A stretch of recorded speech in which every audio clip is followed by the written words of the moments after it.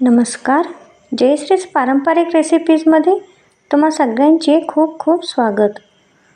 तर सकाळच्या घाईच्या वेळेस मुलांच्या डब्यासाठी किंवा नाश्त्यासाठी आपल्याला काहीतरी पौष्टिक बनवायचं असतं. तर अशा वेळेस हा रव्याच्या आप्याचा नाश्ता हा एक अतिशय सोपा पर्याय आहे. तर अगदी घरच्या साहित्यापासून हा नाश्ता पटकन असा तयार होतो. तर तुम्ही मुलांना टिफिनमध्ये सुद्धा हा नाश्ता देऊ शकता. चला मग सुरू करूया. तर इथे मी एक बाउल घेतला आहे. तर आपल्याला कुठल्याही कपाने हे सर्व वस्तू सेट करून घ्यायच्या आहेत. तर इथे मी 2 कप हे रवा घेतला आहे. आता यामध्ये आपल्याला रवा हा मी कच्चा घेतलेला आहे, भाजलेला नाही घेतला. तर इथे मी एका कपासाठी अर्धा कप दही यामध्ये घालायचं आहे. असं मी 1 कप यामध्ये दही घातलेलं आहे. आता यामध्ये बारीक चिरलेले कांदे घेतले आहेत मी 1 वाटी. पाऊण वाटी बारीक चिरलेले टॅमॅटो ते घालायचं आहे यामध्ये. अगदी पाऊण वाटी बारीक चिरलेली शिमला मिरच, बारीक चिरलेली मिरची घ्यायची आहे आपल्याला, ते यामध्ये घालूया. आणि भरपूर कोथिंबीर इथे मी घातलेली आहे. आता हे सर्व जिन्नस आपण एकजीव करून घेऊया. तुम्ही जर मुलांना देत असाल तर यामधली मिरची स्किप करू शकता. आता सर्व हे एकजीव केल्यानंतर त्यामध्ये लागल तसं ह्यामध्ये पाणी घालून आपण हे पीठ छान एकजीव करून घ्यायचं आहे. पाणी आपल्याला एकदम नाही यामध्ये घालायचं, लागल तसं यामध्ये बेतानं पाणी घालून आपल्याला हे मिश्रण एकजीव करून घ्यायचं आहे. आता यामध्ये चवीपुरतं मीठ घालून हे एकजीव करून घेऊया. तर रव्यात हे पाणी लगेच ऑब्झर्व करून घेतो आणि ते अंदाज घेत यामध्ये आपल्याला पाणी घालायचं आहे. आता हे आपण 15 ते 20 मिनटं भिजत ठेवून देऊया. तोवर आपण चटणी करून घ्यायची आहे. इथे मी ओल्या नारळ बारीक चिरून घेतलेला आहे. 4-5 मिरच्या घेतल्या आहेत कट करून. 1 इंच आलं घेतलं आहे, ते यामध्ये घालूया. 10-12 लसूणच्या पाकळ्या यामध्ये घालायच्या आहेत. आणि थोडीशी कोथिंबीर घालून मीठ घालून हे आपल्याला मिक्सरमध्ये फिरवून घ्यायचं आहे. तर इथे मी मिक्सरमध्ये फिरवून घेतलेले आहे. चटणी आपली तयार आहे. आता एका बाउलमध्ये आपण ते काढून घेऊया. तुम्ही ही चटणी अशी सुद्धा खाऊ शकता, छान लागते. पण ह्याची चव आणखीन वाढवण्यासाठी ह्याच्यावर तडका द्यायचा आहे. इथे मी पळीवर तेल गरम करून घेतलं आहे.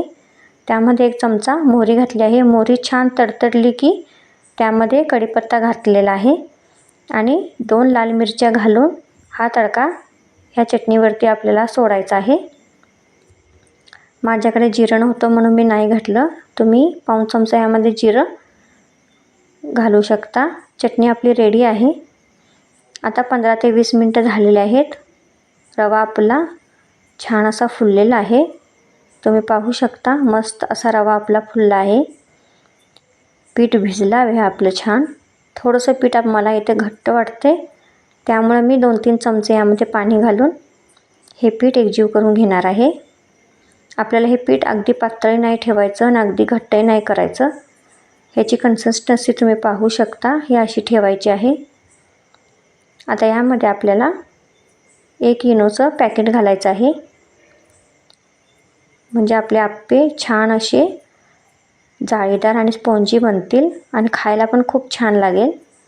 तर ह्याच्यावरती थोडंसं चमच्यावर आपल्याला पाणी घालायचं आहे. आता हे इनो छान फुलल्यावर आपल्याला चमच्याने हे असं पिठाच्या वरच ते पसरून द्यायचं आहे.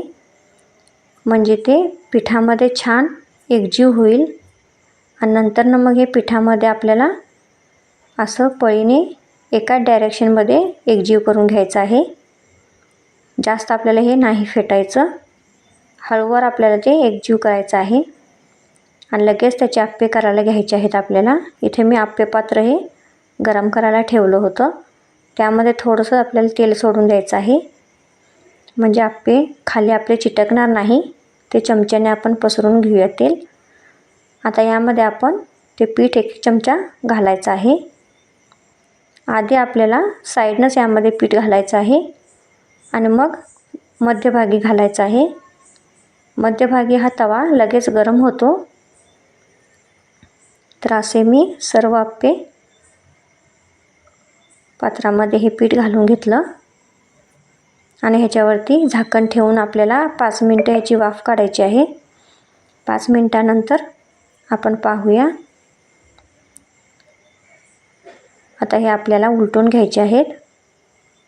तर हे पहा, आप्पे किती छान आपले भाजले गेले आहेत. तर तुम्ही पाहू शकता कलर किती मस्त असा ह्याचा आलेला आहे. आप्पे आपले छान असे तयार झाले आहेत. अगदी झटपट होणारी रेसिपी आहे.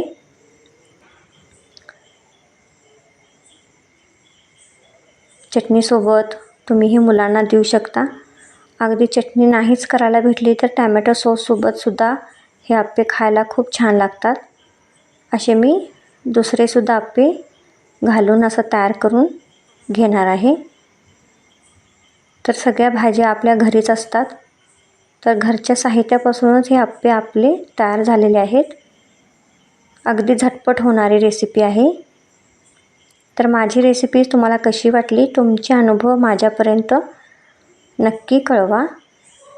आणि चॅनलवर नवीन असाल तर प्लीज सबस्क्राईब करा आणि बाजूचं बेल आयकॉन बटनसुद्धा नक्की प्रेस करा. आणि रेसिपी आवडल्यास तर लाईक करा आणि तुमच्या मित्रमैत्रिणीला जास्तीत जास्त शेअर करा. तर आणखीन अशाच आपण नवनवीन रेसिपीसोबत पुन्हा भेटूया. तोपर्यंत खात रहा आणि मस्त रहा.